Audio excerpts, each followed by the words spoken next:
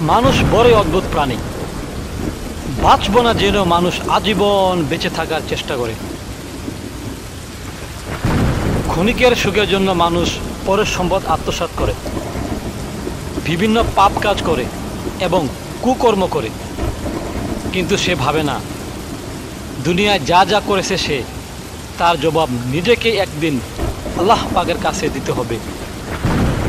মানুষের চাওয়া পাওয়া কখনো শেষ হয় না, আর মানুষের চাওয়া পাওয়া কবরে মাটি ছাড়া কখনো শেষ হবে না।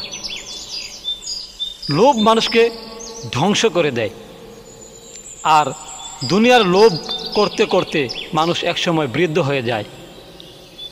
মৃত্যু যখন এসে যায় তখন তার অতীতের সব কিছুই মনে পড়ে, কিন্তু আফসোস, তখন চিন্তা করে আর কোনো ফায়দা হবে না।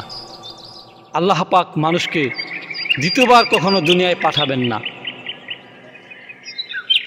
কারো মৃত্যু যখন এসে যায় তখন সে গভীর চিন্তা করে, হায় রে দুনিয়ায় কি করলাম।